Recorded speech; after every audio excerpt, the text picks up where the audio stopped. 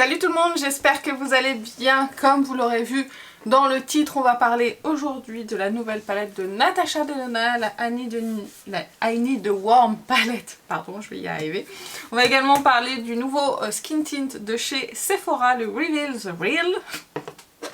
Également le bronzer de chez Beauty Bay, blush de chez Fenty et c'est tout, et c'est déjà bien. Bon, il y aura d'autres choses bien sûr qui vont venir s'intégrer comme l'anti-cerne etc, mais peut-être que je ferai ça hors caméra, on verra. Dans un premier temps, on va parler de cette petite chose que j'ai achetée, donc la dernière palette qui est sortie de Natasha Denona, que je vous montre d'un tout petit peu plus près. Cette palette se vend à peu près pour 73 € sur le site Sephora. Elle est disponible chez plusieurs revendeurs, Look Fantastic, Cult Beauty, sur le site de Natasha. Après, à vous de voir où le prix est plus avantageux et s'il y a des codes promo. Mais en général, il y a très peu de codes promo chez Natasha Denona. Donc voilà pour les présentations, c'est toujours le format midi, je pense qu'elle a adopté en fait ces formats là pour toutes ses palettes. On est sur un packaging je trouve qui est quand même assez épais et qui fait vraiment de très très bonne qualité, en tout cas c'est le ressenti que j'en ai. Donc je vous ai swatché déjà sur cette main là les fards lumineux, voilà ce que ça donne. Je sais pas si vous pourrez le voir, le duochrome il est juste ici, d'ailleurs c'est celui qu'on va tester aujourd'hui. Voilà ce que ça donne pour les lumineux. Les mats, pour le reste des swatchs, je vous inviterai à aller voir cette vidéo. Sinon, je vous inclurai les swatchs par ici pour que vous puissiez tous les avoir. Mais je voulais au moins avoir les lumineux. Dans un premier temps, quand j'ai swatché les fards, j'ai beaucoup aimé le fard du coup duochrome qui est vraiment très très beau. C'est un très beau duochrome quand on le swatch, mais il n'y a pas de... c'est pas un fard qui est hyper lumineux. C'est un beau duochrome si vous voulez, mais il renvoie pas hyper bien la lumière par rapport à d'autres fards. Les fards vraiment qui me tapent dans l'œil, ça va être Push. Oui c'est ça, c'est Push qui est juste ici parce qu'il va avoir des micro paillettes dedans de différentes couleurs. Je sais pas si vous pourrez voir, ainsi que celui-ci qui est Dynamisme. On a des petites paillettes dedans. Il m'a étonné un Dynamisme. Je ne m'attendais pas à ce qu'il soit aussi joli. Quand je l'étire un petit peu comme ça, il y a toutes les petites paillettes qui se révèlent. Il y a un fond cuivré et on va avoir ces petites paillettes. Et je le trouve vraiment très beau. Du coup, ce qui lui donne un petit côté légèrement duochrome, je trouve. Donc je trouve que ces trois fards là, déjà, ils m'ont tapé dans l'œil. Il y a un autre fard que j'ai beaucoup aimé, c'est le fard Omi. Celui-ci, c'est vraiment un fard pareil avec des petites paillettes dedans. Ces deux-là qui sont juste ici. Enfin, c'est le même fard, mais j'ai swatché 2 fois pour être sûre que je ne me sois pas trompée. Et j'aime beaucoup aussi également ce fard-là qui a des petites paillettes un petit peu argentées dedans avec un fond un petit peu rose... rosé cuivré un peu chaud on va dire sur cette teinte là. Après les fards que j'aime le moins c'est Fancy et ELM qui sont juste ici. Je trouve que ce sont des lumineux assez classiques, assez basiques, un petit peu satinés, mais rien de transcendant. En dehors de ces deux lumineux là, je trouve que les autres sont très beaux. Je viens de me rendre compte, j'avais oublié de vous swatcher celui-ci, c'est un espèce de cuivré métallisé avec des... il y a des toutes petites paillettes, mais c'est pas le plus impressionnant des fards à paupières. Vraiment, moi, ce que j'aime le plus, ça va être les trois qui sont ici. Ils sont vraiment très très beaux. Et celui-ci, c'est vraiment pour moi les plus beaux fards lumineux. Ensuite, pour les mats, franchement, les mats, je les trouve très bien. On a des teintes de transition ici. Pour ces deux fards qui fonctionnent très bien, on a des teintes d'intensité. Après, c'est pas les fards les plus intenses. Je vais quand même vous en swatcher quelques-uns pour vous faire voir. C'est pas les fards les plus intenses, mais c'est des fards qui sont hyper faciles. Le swatch est super bien fait. Hyper facile à utiliser. Le plus intense, ce sera celui-ci de la palette et également celui-ci. Voilà, ces deux-là. Mais là, vous voyez, ils n'ont pas le même sous-ton. Là, on a un sous-ton plus chaud que sur celui-ci. Mais dans l'ensemble, franchement, les mats fonctionnent très très bien et j'ai rien à leur reprocher. Donc je m'attarderai pas plus que ça dessus. C'est pas des mats crémeux et ça j'apprécie parce que moi j'aime pas trop les crèmes à poudre de chez Natasha Denona. Donc pour moi ce sont des fards mat assez classiques, pas extrêmement pigmentés, pas hyper saturés.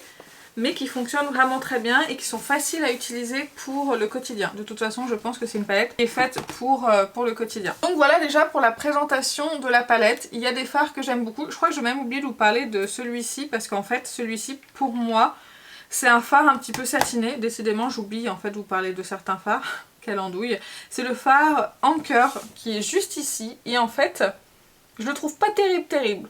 Honnêtement, c'est un petit satiné. Moi je l'utilise comme un mat en coin externe ou ce genre de choses. C'est un fard qui est satiné, mais c'est pas le fard qui va vraiment me faire vibrer. Moi j'aime beaucoup, c'est les sparkles de chez Natasha qui vont être lumineux avec des paillettes dedans de différentes couleurs qui vont être super beaux. Comme ces deux-là qui sont ici et celui-ci. Ces trois fards-là sont vraiment très beaux et je trouve que ça rehausse un petit peu un maquillage du quotidien. Maintenant, je vais vous montrer un petit peu d'autres palettes côte à côte de Natasha pour vous montrer s'il y a des similitudes, s'il y a des doublons, etc. Dans un premier temps, je voulais vous la comparer à la bronze, mais je pense que ça va être ultra rapide. Je pense que vous pourrez voir que la bronze, on tire plus sur du rouge, sur du bronze forcément, et pas forcément là. Je trouve qu'on est plus sur du cuivré et les teintes sont beaucoup plus intenses dans la bronze que dans la warm. Donc pour moi celle-ci, ça fait pas de doublon entre les deux.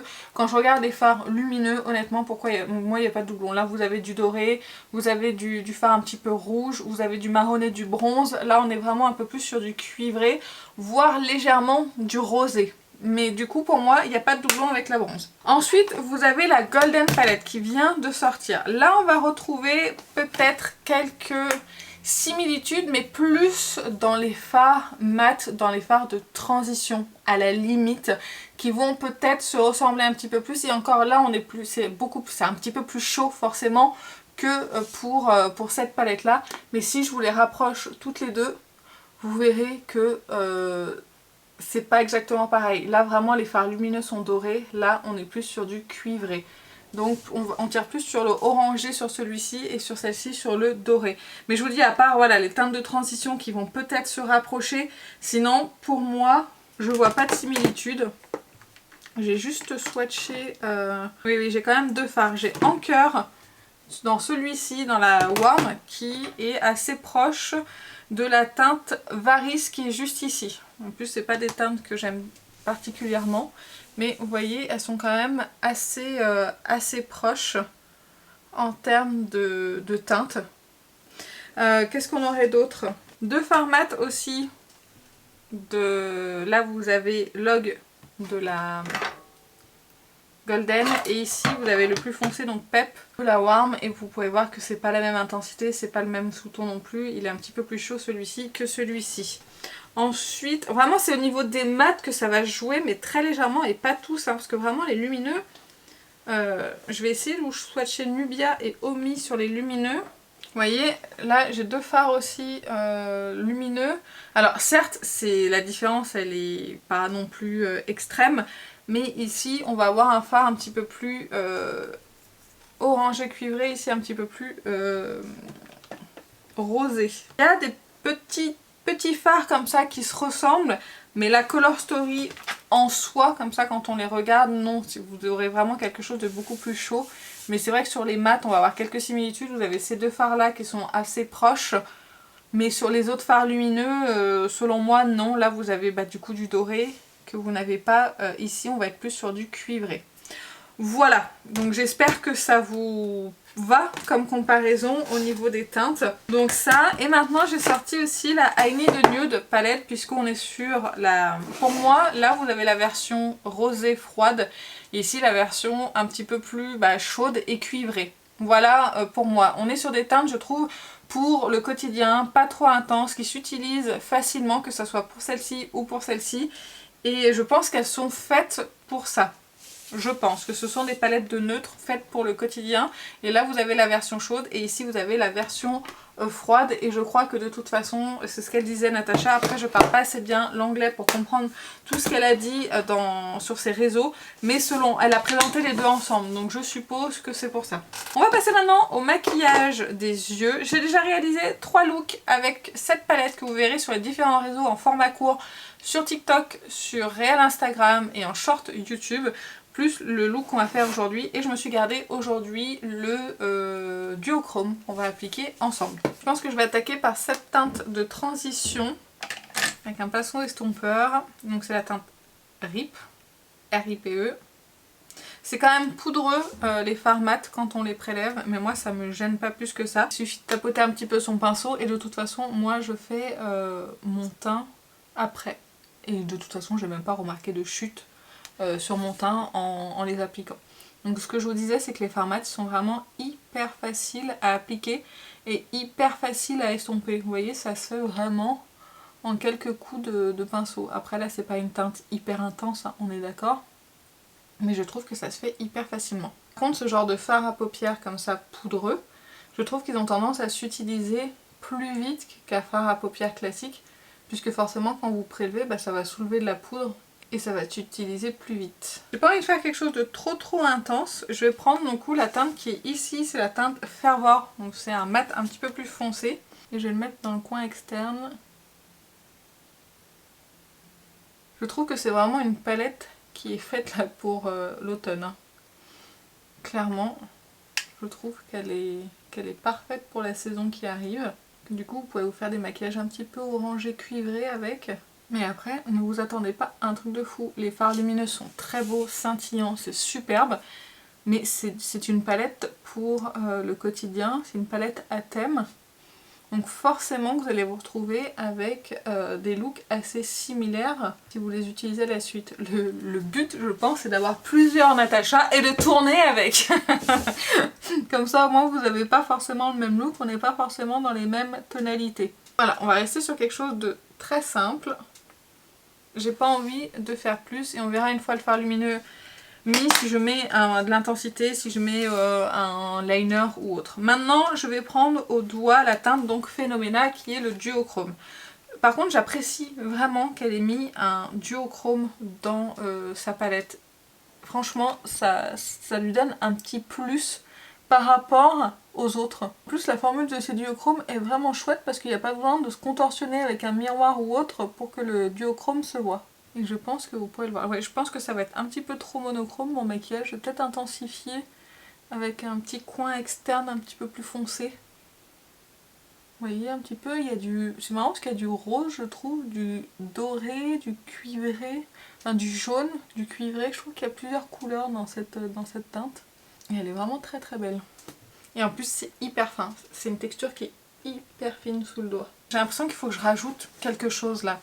Que c'est trop orange et que ça manque un tout petit peu d'intensité. Je vais prendre du coup, je vais reprendre mon pinceau estompeur, je vais essayer avec Flash Over juste ici, de le mettre en coin externe, en légèreté, pour que ça intensifie un tout petit peu. Histoire que ça fasse un maquillage moins plat. C'est déjà un petit peu mieux là, vous voyez ça a ombré légèrement le coin externe. Donc c'est déjà un petit peu mieux. J'hésite quand même à faire un petit liner. Hein. J'ai quand même envie de faire un petit liner avec le fard Pep qui est ici. On va se tracer un petit trait quand même le long de la racine des cils, histoire de casser un petit peu trop ce cuivré. Voilà, j'ai fait c'est très léger le trait, mais ça permet moi que ça soit moins orangé.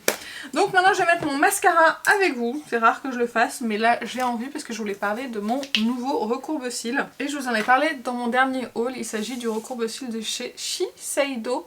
Donc vous voyez, il est incliné comme ceci. Et moi jusque là j'utilisais celui de Shu Uemura qui coûte entre 25 et 30 € sur le site de Stylevana. Et là je l'ai acheté 10 € sur le site de Stylevana. Et en plus les boudins de recharge existent, c'est 2 € peut-être les 3. Quelque chose comme ça il me semble. Et je suis ravie de cette trouvaille. Ce recourbe-cils est génial. Il me recourbe les cils en 2 secondes. Du coup je voulais vous en parler parce que vraiment si vous êtes à la recherche d'un recourbe-cils, celui-ci est parfait. Et en plus il a les petits boudins qui existent. Donc je vais repasser une petite commande sur le site Stylevana avec mon code promo bien sûr qui est toujours disponible dans la barre d'infos. Et je vais me prendre des boudins et un recourbe-cils d'avance. Je sais pas si vous pourrez voir mais j'ai les cils hyper bien recourbés. Vraiment. Alors je vous ai pas dit, mais en mascara j'applique comme d'habitude le High Impact Effet Cils Lifté de chez Clinique. Maintenant nous allons passer au Reveal The Real de chez Sephora, qui est le nouveau Skin Tint qui nous promet 12 heures d'hydratation, longue tenue, effet flouté lumineux et couvrance légère. Donc j'ai déjà appliqué 2 fois avant cette vidéo. Alors comme c'est liquide, je vais vraiment le remuer. Et je vous ai montré le packaging, donc il est en plastique, je crois qu'il coûte 17,90 € ou quelque chose comme ça pour 30 ml. Et moi j'ai pris la teinte 130N, je vais vous la swatcher pour que vous puissiez voir. Voilà ce que ça donne. Donc ils considèrent ça comme une teinte fer. Je suis pas tout à fait d'accord avec ça. Vous voyez ? Alors j'aime pas trop l'odeur, ils sont pas super bons, mais c'est pas grave, une fois qu'on l'a appliqué et estompé, je trouve que ça passe, on sent plus l'odeur. Mais je trouve qu'au niveau de la teinte 130N fer, ce n'est pas du fer selon moi. Donc ça c'est vraiment un point négatif. Non mais ça c'est pas du fer, ça non. Regardez, c'est pas du fer pour moi. Et en plus je suis bronzée et il me va là en ce moment. Donc ça veut dire que quand j'aurai le teint plus bronzé, que j'aurai tout perdu, il va plus m'aller, il sera trop foncé. Je n'ai pas appliqué de base aujourd'hui, je l'ai fait avec et sans base et je vais vous donner mon avis. Mais déjà je vous laisse constater au niveau de la couvrance. Il promet une couvrance légère, c'est une couvrance légère qui se module pas vraiment. J'ai l'impression que j'ai déjà essayé d'en rajouter une couche et non, ça module pas plus que ça. Mais c'est bien un skin tint avec une couvrance légère et il fait ce qu'il dit. C'est un produit qui s'applique bien, il s'estompe bien, c'est hyper rapide. À l'application, il n'y a pas d'effet de matière. Alors faites attention, si vous utilisez une éponge comme moi, il faut en mettre beaucoup. Vraiment beaucoup, sinon vous n'en aurez pas sur l'éponge et vous aurez l'impression de ne rien appliquer. Donc voilà, peut-être qu'il faudra privilégier l'application au pinceau si vous aimez appliquer au pinceau, mais moi je déteste ça. Donc j'avais pas très envie de le faire, donc tant pis, ça gaspille du produit, mais avec tous les fonds de teint que j'ai, c'est pas la catastrophe non plus, hein, vous allez me dire. Mais du coup je préfère vous prévenir parce que vraiment il en faut beaucoup. Je pense que j'ai déjà utilisé pas mal de produits en 3 utilisations. Voilà ce que ça donne sur tout mon teint. Alors effet flouté lumineux, franchement, alors honnêtement je dirais que oui, je suis complètement d'accord sur le fini. Il a un effet flouteur, mais pas hyper lissant. Alors quand je me regarde de près, je vois toujours un peu la texture de ma peau, mais je trouve quand même qu'il a flouté. C'est marrant parce que je trouve que c'est pas lissé, c'est flouté. Je sais pas si vous voyez la nuance entre les deux, mais moi sur ma peau je vois bien la différence. Quand je me regarde de loin, je vois une peau qui a tendance à être plus floutée. Et quand on vient rajouter une poudre lissante par dessus, c'est super joli. Il n'est pas forcément complètement lissé et on voit quand même toute la texture de ma peau. Cependant il a quand même un fini lumineux qui est quand même très joli. Un fini lumineux mais qui n'est pas gras selon moi. Alors je vous ai dit que je l'avais appliqué aussi 2 fois avant aujourd'hui, donc je peux vous dire qu'il a une très bonne tenue. Ils nous disent longue tenue et 12 heures d'hydratation. J'ai pas remarqué de problème de sécheresse de ma peau à la fin de la journée. Il a très bien tenu, mais il a tenu en le poudrant.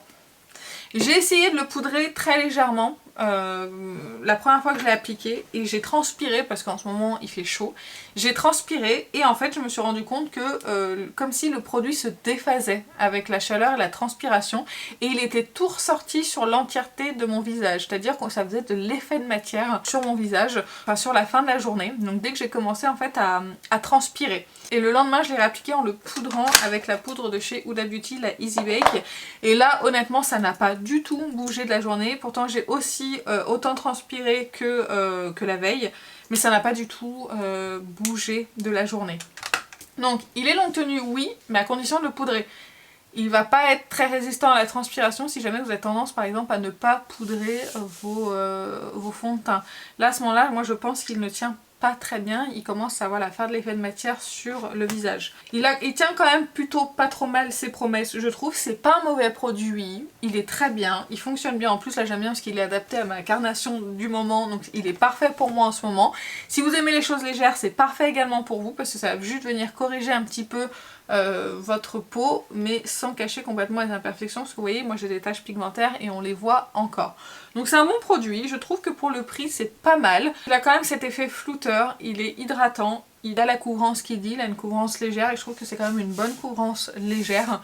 Mais le problème pour moi ça va rester les teintes et le fait qu'il faut quand même le poudrer pour qu'il tienne. Vraiment j'insiste, moi j'ai dû le poudrer pour qu'il tienne. Sinon vraiment j'avais cet effet de matière sur la fin de la journée qui était pas joli du tout. Mais une fois poudré par contre mon teint n'a pas bougé de la journée. Donc je pense que je dois dire merci à la poudre de Huda Beauty. Donc voilà pour ce skin tint. Pour moi c'est pas le produit là qu'il faut acheter chez Sephora Collection. Il y a des sorties qui se sont faites là il n'y a pas longtemps que j'ai beaucoup apprécié, comme le bronzer par exemple, et là je l'ai trouvé vraiment de bonne qualité pour le prix, vraiment des belles textures. Là je trouve qu'il n'y a pas vraiment de valeur ajoutée, sauf si vraiment vous aimez les choses légères, et encore il y en a qui sont sortis chez L'Oréal, chez Maybelline, etc. qui sont même moins chers que celui-ci. Vous voulez le tester, il est quand même très bien, il fonctionne, mais je pense pas que ça soit le produit qui pourrait séduire la majorité. Donc voilà, je m'arrête, je vais estomper mon anti-cerne avant qu'il sèche trop. Et voilà, donc bon produit, je suis pas mécontente, je vais pas m'en séparer parce que franchement il fonctionne très très bien sur ma peau. Mais je vous dis que c'est pas, voilà, c'est pas le produit du siècle, c'est pas le produit qui m'a fait waouh chez Sephora Collection. Je vais poudrer mon contour des yeux avec la Easy Bake de chez Huda Beauty. Alors je vous ai pas dit ce que j'utilisais en anti-cerne et ni les teintes, mais il y aura tout dans la barre d'infos de toute façon. Maintenant on va passer au bronzer de chez Beauty Bay. Il s'agit du liquide bronze en teinte Walnut. Je vais vous faire un swatch rapidement. C'est la même texture que les blushs. Si vous avez aimé les blushs de chez Beauty Bay, vous aimerez le bronzer parce que c'est la même texture. Après, voir au niveau de la teinte ce que vous aimez. Mais franchement moi j'adore ces textures parce que c'est entre ça a un fini un petit peu poudré et j'aime beaucoup ce genre de texture là. Ça s'estompe super bien, que ça soit au pinceau ou à l'éponge, ça se fond à la peau, ça fait pas de démarcation, ça fait pas bouger le produit qui est juste en dessous, ça a une très très bonne tenue. Et là ça va réchauffer mon teint, mais ça va faire vraiment un aspect naturel à la peau. Sans vraiment voir, j'ai le teint réchauffé mais sans voir que j'ai du bronzer, puisqu'ils se font, vous voyez, en quelques coups d'éponge super bien à la peau.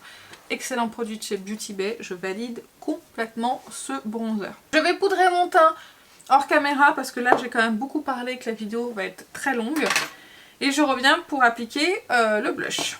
Teint poudré, on passe du coup au blush de chez Fenty Beauty, c'est le Hot Chicks Blush Enlumineur Velours en teinte Juicy Peach.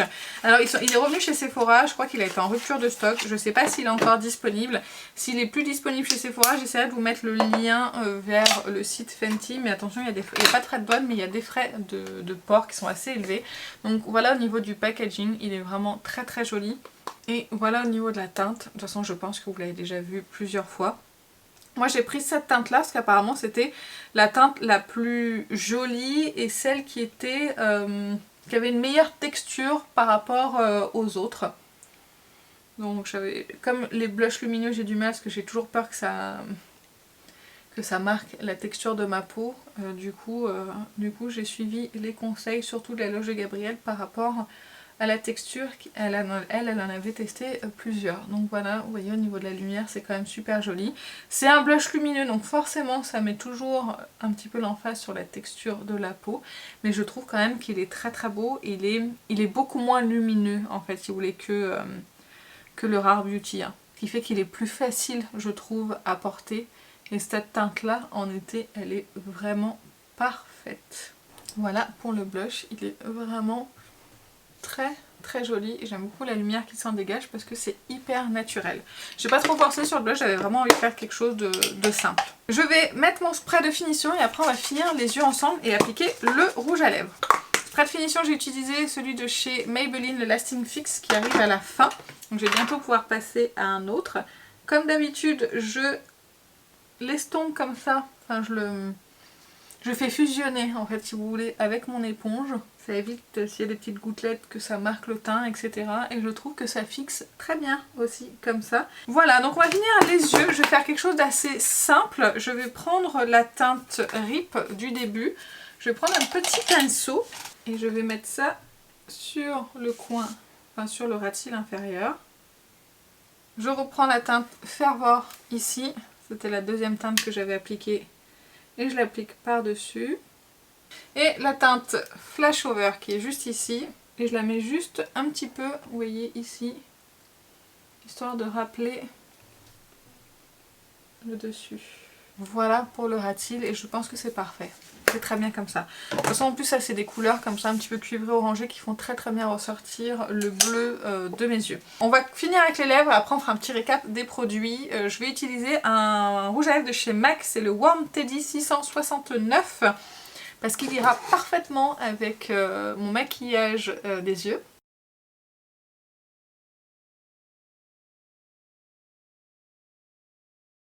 Et voilà ce que ça donne. Qu'est-ce qu'il est beau ce rouge à lèvres. J'adore cette teinte, elle est sublime. J'aime beaucoup la texture aussi qui est mate mais qui marque pas forcément la texture. Vous voyez, j'ai un petit peu de sécheresse sur la lèvre et ça se voit pas. Donc j'aime beaucoup.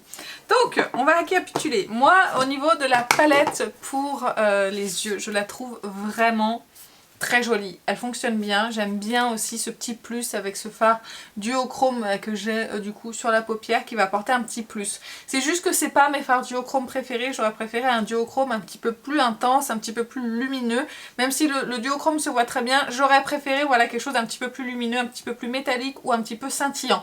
Ce n'est que mon avis.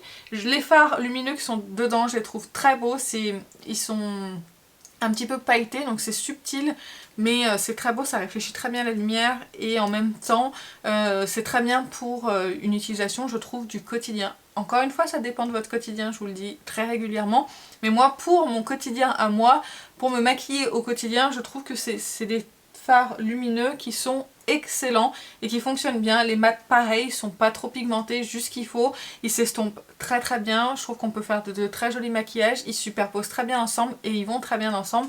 En même temps c'est une palette à thème donc ce serait dommage que ça soit pas le cas, mais encore une fois je trouve que c'est une très belle palette de Natasha Denona et qui fonctionne à merveille. Voilà, c'est juste qu'il faut aimer ou pas la Color Story et après est-ce que c'est redondant par rapport à ce qu'elle a déjà fait? Moi je trouve pas, c'est juste que c'est du neutre encore une fois. En même temps c'est un petit peu ce qu'elle fait depuis longtemps, un petit peu du nude, il y a des couleurs de temps en temps, elle sort des color stories un petit peu différentes, mais c'est un petit peu sa marque de fabrique. Et moi j'aime aussi Natasha pour les palettes assez simples, parce que moi les palettes trop colorées ou ce genre de choses c'est pas mon truc. j'aime bien les palettes que j'ai de chez Adept etc.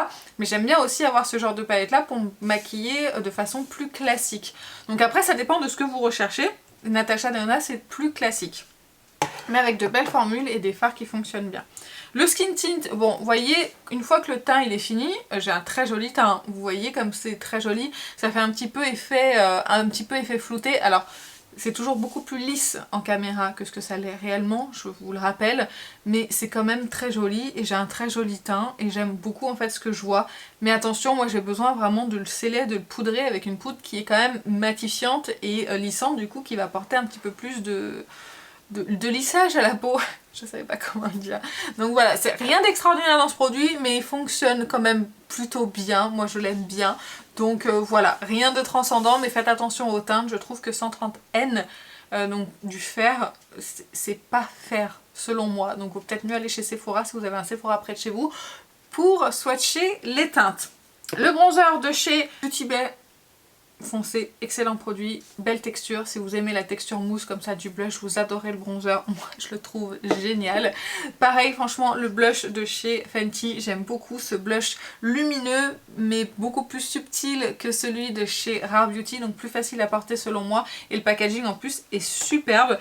Et le rouge à lèvres, bah, vous avez compris, hein, j'adore la teinte, j'adore la texture, je trouve vraiment très beau et j'aime beaucoup ce maquillage un petit peu automnal que j'ai fait et pour la prochaine saison ça va être parfait. Et bien écoutez, j'espère que la vidéo vous a plu, j'espère que j'aurai pu vous aider ou pas à craquer ou à ne pas craquer sur certains de ces produits-là. Peut-être que on m'avait demandé des comparaisons sur les différentes Natasha Denona, j'espère que j'aurai pu vous donner satisfaction et que ça aura pu vous aider dans votre choix. C'est pas facile de comparer des palettes parce qu'on voit pas forcément les mêmes choses, mais regardez plusieurs vidéos parce qu'il y a peut-être des choses que j'ai oubliées qui vont être complétées par d'autres. N'hésitez pas à aller faire un petit tour sur YouTube. Bah écoutez, c'est tout pour les produits, c'est tout pour l'application du maquillage. J'espère que ça vous a plu, si c'est le cas n'hésitez pas à liker. Dites-moi dans les commentaires si vous avez craqué pour un de ces produits et surtout sur la palette, ça me ferait très plaisir de vous lire. Sur ce, je vais vous laisser, je vous fais plein d'énormes bisous et je vous dis à très bientôt. Salut!